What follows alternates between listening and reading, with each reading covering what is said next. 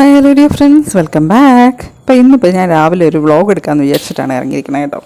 ഇന്നിപ്പോൾ സമയം ഒരു 8 മണി കഴിഞ്ഞിട്ടുണ്ട്. പുറത്ത് നല്ല ക്ലൈമറ്റാണ് ഇപ്പോൾ. ഇന്നലെ രാത്രിയിൽ ഭയങ്കര കാറ്റായിരുന്നു കേട്ടോ. ഇപ്പോൾ 2 ദിവസം കൊണ്ട് ന്യൂസിലൊക്കെ കാണിക്കാറുണ്ട് ഇനിയിപ്പോൾ രാത്രിയിൽ നല്ല മഴയും കാറ്റുമൊക്കെ ഉണ്ടാവാറുണ്ടെന്ന്. അപ്പോൾ ഇന്നലെ രാത്രിയിൽ നല്ല കാറ്റുണ്ടായത് കാരണം ഞാൻ പുറത്തേക്ക് ഇറങ്ങിയതാണ് കേട്ടോ. ഞങ്ങളുടെ മാവിൽ ധാരാളം മാങ്ങ നിൽപ്പുണ്ട്.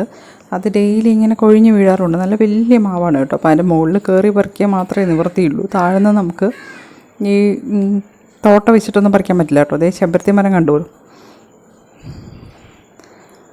അപ്പോൾ ഡെയിലി കുറേ മാങ്ങ ഇങ്ങനെ കൊഴിഞ്ഞ് വീഴാറുണ്ട്. അപ്പോൾ ഇന്നലെ രാത്രി നല്ല കാറ്റുണ്ടായത് കാരണം മാങ്ങ എന്തെങ്കിലും കൊഴിഞ്ഞിട്ടുണ്ടോ എന്ന് അറിയാൻ വേണ്ടിയിട്ട് ഞാൻ പുറത്തേക്ക് ഇറങ്ങിയതാണ്. ഇതേ നോക്കി, ധാരാളം മാങ്ങ കൊഴിഞ്ഞ് താഴെ കിടപ്പുണ്ട്.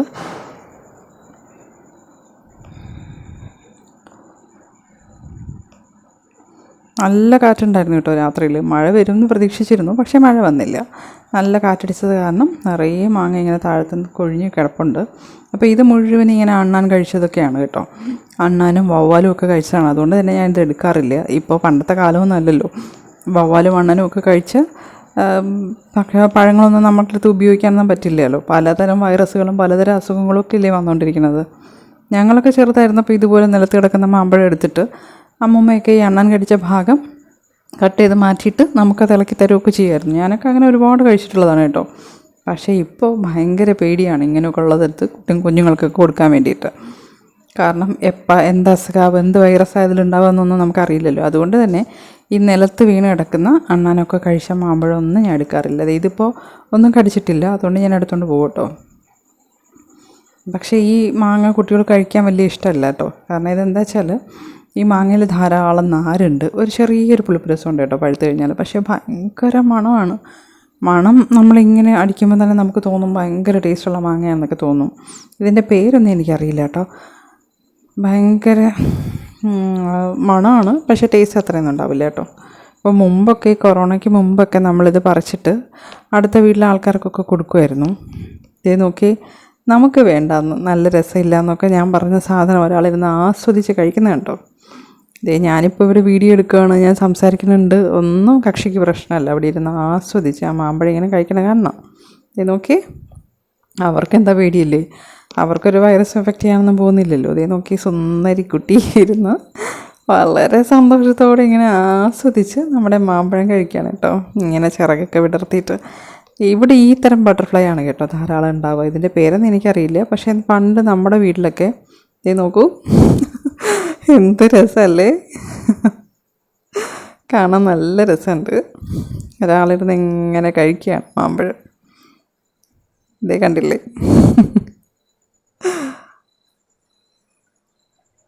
ഒരു പേടിയില്ല. നിങ്ങൾക്ക് വേണ്ടെങ്കിൽ എന്താ, ഞാൻ കഴിച്ചോളാം എന്ന് വിചാരിച്ചിട്ടൊന്ന് കഴിച്ചിട്ടിരിക്കുക കക്ഷി.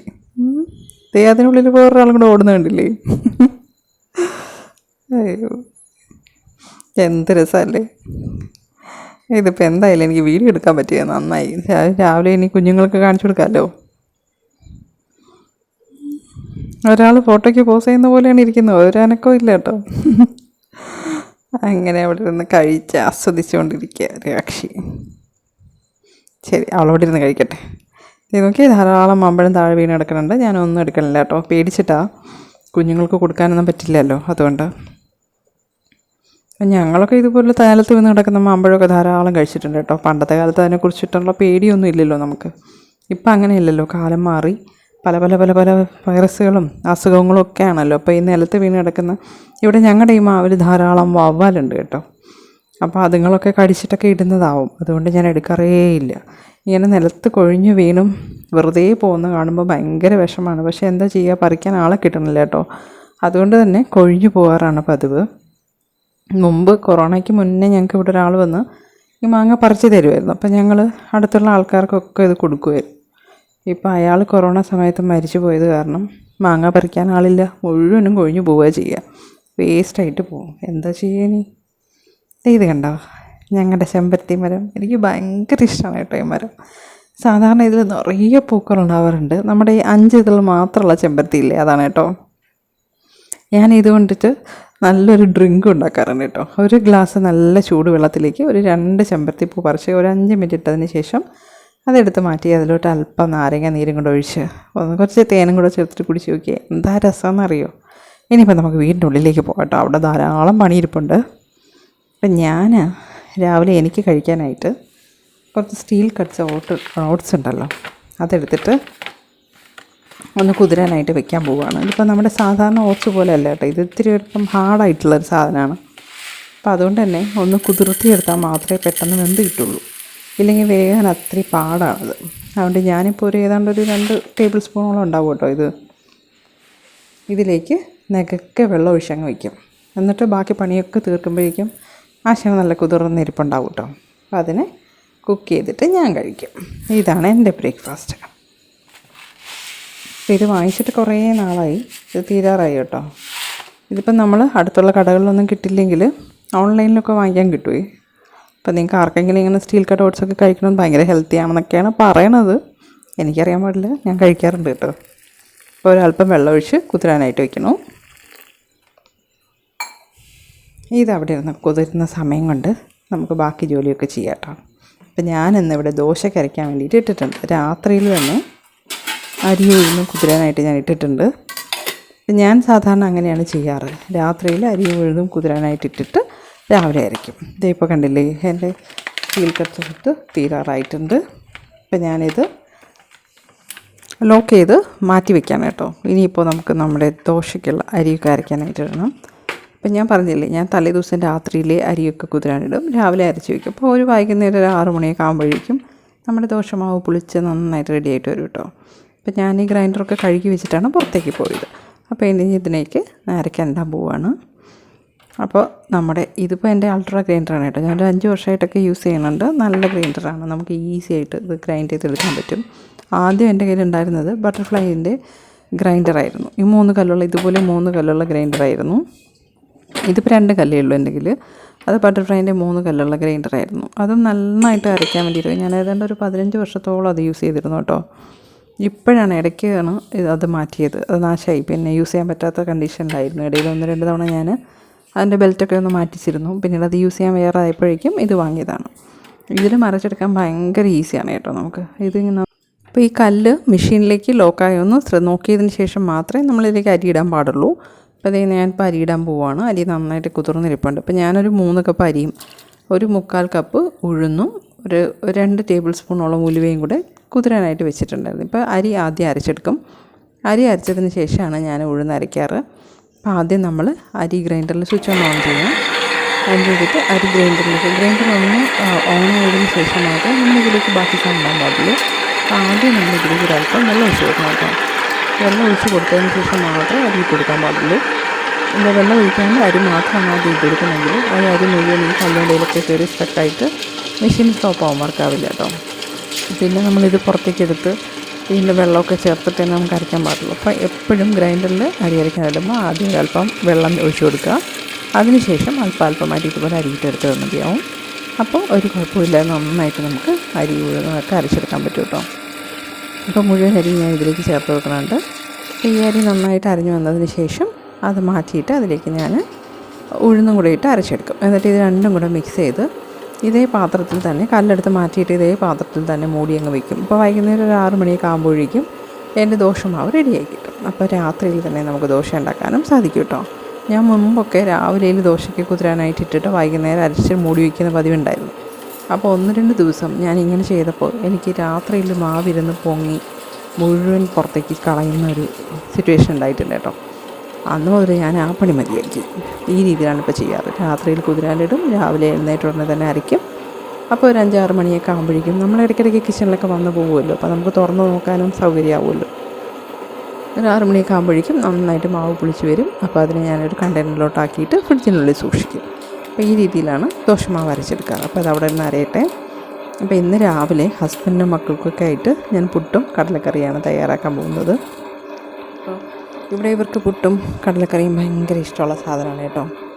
ഇത് അരി നന്നായിട്ട് അരഞ്ഞു വന്നിട്ടുണ്ട്. അപ്പോൾ ഇനി ഞാൻ ഈ അരി ഇതിൽ നിന്ന് മാറ്റിയിട്ട് ഇതിലേക്ക് ഉഴുന്ന് അരക്കായിട്ട് കൊടുക്കും കേട്ടോ.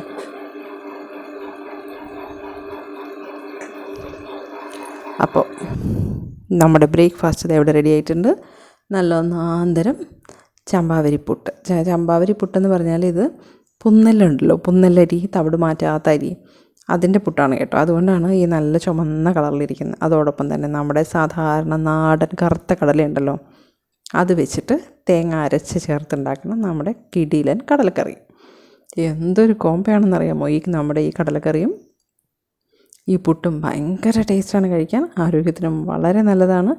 അപ്പോൾ വെള്ള കളറിലുള്ള സാധനങ്ങളെല്ലാം ഇപ്പോൾ ഹെൽത്തി അല്ല എന്ന് എല്ലാവരും പറയാൻ തുടങ്ങിയതിന് ശേഷം ഞാൻ ഈ വൈറ്റ് കളറിലുള്ള പുട്ടുണ്ടാക്കുന്ന പരിപാടി അങ്ങ് മതിയാക്കി. അപ്പോൾ വെറും പച്ചരി മാത്രം പൊടിച്ചിട്ട് ഞാൻ പുട്ടുപൊടി ഉണ്ടാക്കാറേയില്ല. ഒന്നുകിൽ പച്ചരിയോടൊപ്പം കുറച്ച് കൂരവ് വാങ്ങി ചേർക്കും, അല്ലെങ്കിൽ ഇതുപോലെ തവിട് മാറ്റാത്ത പച്ചരി ഉണ്ടല്ലോ, അത് വാങ്ങിച്ചിട്ട് പൊടിച്ചെടുത്താണ് പുട്ട് തയ്യാറാക്കുന്നത്. അപ്പോൾ എൻ്റെ വീട്ടിലെ പുട്ട് എപ്പോഴും ഒരു ചുവന്ന കളറിലാണ് ഇരിക്കാറ് കേട്ടോ. പക്ഷേ ടേസ്റ്റ് ഭയങ്കര ടേസ്റ്റാണ് കേട്ടോ. ഈ പുന്നല്ലരി കൊണ്ടുണ്ടാക്കുന്ന പുട്ടിന് വല്ലാത്തൊരു മണമാണ്. ഞങ്ങൾക്കൊക്കെ ഭയങ്കര ഇഷ്ടമാണ്. നിങ്ങളൊരു പ്രാവശ്യം ട്രൈ ചെയ്ത് നോക്കുക, ഇഷ്ടപ്പെട്ടാലൊന്ന് അറിയിക്കണം കേട്ടോ. അപ്പം നമ്മുടെ ടേസ്റ്റി പുന്നല്ലരിപ്പുട്ടും നല്ലൊന്നാന്തരം കറുത്ത കടല കൊണ്ടുണ്ടാക്കിയ നമ്മുടെ നാടൻ വറുത്തരച്ച കടലക്കറി, അപ്പോൾ ഇത് കൂട്ടിയാണ് ഇവിടെ കഴിക്കാൻ പോകുന്നത്. അപ്പോൾ ഞാൻ ഈ പുട്ട് പാത്രത്തിലേക്ക് വിളമ്പി കാണിച്ചു തരാം. ഇതിപ്പോൾ ഒരു കഷ്ണം പുട്ടാണ് എടുക്കുന്നത്, മോൾക്ക് കൊടുക്കാനായിട്ട് എടുത്താണ് കേട്ടോ, അവൾ ഇത്രേ കഴിക്കുള്ളൂ. അപ്പോൾ ഇതിലേക്ക് ധാരാളം കടലക്കറിയുടെ നമുക്ക് ഒഴിച്ചു കൊടുക്കാം. കുട്ടികൾക്ക് കടലക്കറി ഭയങ്കര ഇഷ്ടമാണ്. ഈ പുട്ട് ഭയങ്കര സോഫ്റ്റായിട്ടാണ് ഇരിക്കുക. നമ്മൾ സാധാരണ പുട്ടുപൊടി ഉണ്ടാക്കുമ്പോൾ ഒരല്പം തരിതരിയായിട്ടാണല്ലോ പുട്ട് പൊടിച്ചെടുക്കാറ്. ഞാനിവിടെ ചെയ്യുന്നത് എങ്ങനെയാണെന്ന് വെച്ചാൽ, തരിതരിയായിട്ട് പുട്ട് ഒരിക്കലും പുട്ടിന് പൊടി പൊടിക്കില്ല. ഞാൻ അപ്പത്തിനൊക്കെ ഉണ്ടാക്കുന്ന പോലെ നല്ല നൈസായിട്ട് പൊടിച്ച് വറുത്ത് വാങ്ങി വയ്ക്കുക ചെയ്യാറ്. അങ്ങനെ നൈസായിട്ട് പൊടിച്ചെടുത്ത പുട്ടുപൊടിയിൽ നമ്മൾ പുട്ട് തയ്യാറാക്കിയ പുട്ട് ഭയങ്കര സോഫ്റ്റായിരിക്കും കേട്ടോ. അതേ കണ്ടില്ലേ, ഭയങ്കര സോഫ്റ്റായിരിക്കും. നന്നായിട്ട് നമുക്കിങ്ങനെ കഴിക്കാൻ ഭയങ്കര രസമുള്ളത്. എന്തൊരു മണമെന്നറിയാമോ ഈ പുട്ടിന്.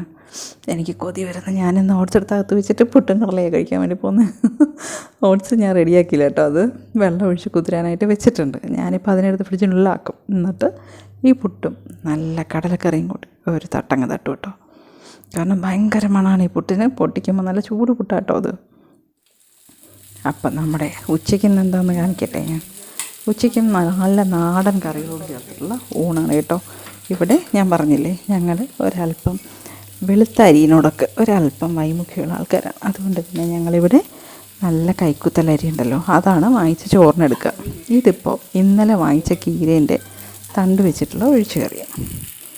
പിന്നെ ഞങ്ങളുടെ എല്ലാവരുടെയും ഫേവറേറ്റായ നെല്ലിക്ക അച്ചാർ. ഇതിപ്പോൾ ഇന്നലെ രാത്രിയിൽ ഞാൻ ഉണ്ടാക്കി വെച്ചതാണ്. ഇങ്ങനെ ഇന്ന് ഒരു ദിവസം മുഴുവൻ ഈ പാത്രത്തിൽ തന്നെ ഞാനിതിനെ വെച്ചിരിക്കും.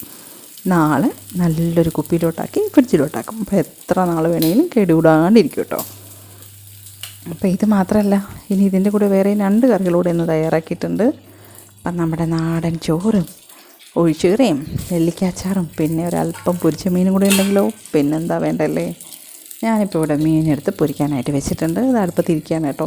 അപ്പോൾ നിങ്ങൾ വിചാരിക്കും ഇത് എന്തിനാണ് ഇങ്ങനെ ചാരി വെച്ചിരിക്കുന്നതെന്ന്. ഞാനൊരല്പം എണ്ണയിലാണ് മീനൊക്കെ വറുത്തെടുക്കാറ്. അപ്പോൾ ഈ സൈഡൊക്കെ ഒന്ന് മുരിഞ്ഞ് വരാനായിട്ട് അതിൻ്റെ മസാലയൊക്കെ അതിലുണ്ടാവും കേട്ടോ. അപ്പോൾ നമ്മൾ ഇച്ചിരി എണ്ണ ചേർത്ത് പൊരിക്കുമ്പോൾ ഈ സൈഡിലുള്ള മസാല കുക്കാവാൻ സമയമെടുക്കും. അപ്പോൾ ഞാൻ എന്താ ചെയ്യാമെന്നറിയോ, ഇതിനെ ഈ സൈഡിലോട്ട്, പാത്രത്തിൻ്റെ സൈഡിലോട്ട് ഇങ്ങനെ ചാരി വെച്ച് കൊടുക്കും. അപ്പോൾ ഈ പാത്രത്തിൻ്റെ ചൂട് പെട്ടിട്ട് നമ്മുടെ ഈ മീനിൻ്റെ സൈഡിലുള്ള മസാലകൾ നന്നായിട്ട് മൂത്ത് കിട്ടും. അതിന് വേണ്ടിയിട്ടാണ് ഇവരിങ്ങനെ ഈ സൈഡിലോട്ട് ഇങ്ങനെ ചേർത്ത് വെച്ചിരിക്കുന്നത് കേട്ടോ. അപ്പോൾ എണ്ണ കുറച്ച് മീൻ പൊരിക്കാനുള്ളൊരു ടിപ്പാണ് ഞാൻ പറഞ്ഞു തന്നത്. അപ്പോൾ ഇങ്ങനെ ചെയ്യുകയാണെങ്കിൽ മീനിൻ്റെ എല്ലാ ഭാഗവും നമുക്ക് ഒട്ടും മസാലേൻ്റെ പച്ചച്ചുവയൊന്നും ഇല്ലാതെ നന്നായിട്ട് വറുത്തെടുക്കാൻ സാധിക്കും. ഇത് നിങ്ങളുടെ പാന് കാണുമ്പോൾ തന്നെ മനസ്സിലാവുമല്ലോ, അതിലൊരു തുള്ളി എണ്ണ പോലും കാണാനില്ല. ഞാൻ കുറച്ച് എണ്ണ, ഒരു 2-3 ടേബിൾ സ്പൂൺ എണ്ണ ഒഴിച്ചിട്ട് മാത്രമാണ് മീൻ പൊരിച്ചെടുക്കാറ്. എല്ലാ മീനും അങ്ങനെയല്ല, ചില സമയങ്ങളിൽ ഈ രീതിയിലാണ് പൊരിച്ചെടുക്കാറ് കേട്ടോ. അപ്പം നമ്മുടെ പൊരിച്ച മീനും തയ്യാറായിട്ടുണ്ട്. ആഹാ, എന്തൊരു മണമെന്നറിയോ. ഇപ്പം തന്നെ എനിക്ക് വിശക്കാൻ തുടങ്ങിയിട്ടുണ്ട്. നിങ്ങളും വിശക്കുന്നെങ്കിൽ വായോ. നല്ല കുന്നല്ലരി ചോറും കൈക്കുത്തലരി ചോറും അവിയലും ഒഴിച്ചുകറിയും പൊരിച്ച മീനും അച്ചാറും ഒക്കെ കൂട്ടിയിട്ട് നമുക്ക് ഊണ് കഴിക്കാം കേട്ടോ. ഇപ്പം ഞാനിന്ന് ഇവിടെ ഉള്ള മലക്കറികൾ വെച്ചിട്ട്, ചില മലക്കറിയൊന്നും ഇല്ലായിരുന്നു കേട്ടോ, മുരിങ്ങയ്ക്കൊന്നും ഇല്ലായിരുന്നിട്ട് കൂടെ അവിയലുണ്ടാക്കിയിട്ടുണ്ട്. മുരിങ്ങയ്ക്കയില്ല, പിന്നെ വേറെന്താ ഇല്ലാത്ത, പടവലങ്ങയില്ല, ഇതൊന്നും ഇല്ലാണ്ട് ബാക്കിയുള്ള മലക്കറി വെച്ചിട്ടുണ്ടാക്കി അവിയലാണ്. പക്ഷേ നല്ല ടേസ്റ്റ് കേട്ടോ. അപ്പോൾ അവിയലും നല്ല പൊരിച്ച മീനും ചീരത്തണ്ട് കറിയും നമ്മുടെ കൈക്കുത്തലരി കൊണ്ടുള്ള ചോറും നെല്ലിക്കാച്ചാറും വെച്ചിട്ട് ഊണ് കഴിച്ചാലോ. എൻ്റെ ഈശ്വര, ഇത്രയും നല്ല ടേസ്റ്റുള്ള കറികളൊക്കെ ചേർത്തിട്ട് ഊണ് കഴിക്കാൻ കിട്ടുന്ന എന്തൊരു ഭാഗ്യമാണ് ദൈവമേ. ഈ ഭാഗ്യം എനിക്ക് എന്നും തരണേ എന്നാണ് ഞാൻ ദൈവത്തിനോട് എന്നും പ്രാർത്ഥിക്കാറ്. ഇപ്പോൾ ഇതൊക്കെ കൂട്ടിയിട്ട് ഞങ്ങൾ ഊണ് കഴിക്കാൻ പോവുകയാണ്. നിങ്ങൾക്ക് വീഡിയോ ഇഷ്ടപ്പെട്ടെങ്കിൽ ചാനൽ ലൈക്ക് ചെയ്യാനും സബ്സ്ക്രൈബ് ചെയ്യാനും ഒന്നും മറക്കണ്ട. എന്തെങ്കിലും കമൻറ്റുകളുണ്ടെങ്കിൽ ദയവ് ചെയ്ത് കമൻറ്റ് ചെയ്യുക. അപ്പം നിങ്ങളുടെ അഭിപ്രായങ്ങൾ അറിയുമ്പോഴല്ലേ എന്താണെന്നൊക്കെ ഇനി ഞാൻ മനസ്സിലാക്കാൻ പറ്റുക. അപ്പോൾ ഇതുപോലുള്ള നല്ല നല്ല വീഡിയോസുമായിട്ട് ഞാൻ വീണ്ടും വരുന്നതായിരിക്കും. അപ്പം നിങ്ങളും ഇതുപോലെ ഹെൽത്തി ആയിട്ട് നല്ല ടേസ്റ്റി ആയിട്ടുള്ള ഫുഡ് വീട്ടിലുണ്ടാക്കി കഴിക്കുക. എല്ലാവരും എൻജോയ് ചെയ്യുക കേട്ടോ. അപ്പോൾ നമ്മുടെ നാടൻ ഭക്ഷണം തന്നെയാണ് നമുക്ക് ആരോഗ്യം. അപ്പോൾ ഇടയ്ക്കിടയ്ക്ക് പുറത്തുനിന്ന് ഭക്ഷണം കഴിക്കുന്നതുകൊണ്ടൊന്നും കുഴപ്പമില്ല. എന്നാലും മാക്സിമം നമ്മുടെ വീട്ടിൽ തന്നെ നന്നായിട്ട് ഭക്ഷണം ഉണ്ടാക്കി കഴിക്കുക. അപ്പോൾ നമ്മുടെ ടേസ്റ്റി വീഡിയോസുമായിട്ട് ഞാൻ വീണ്ടും വരും. Thank you for watching.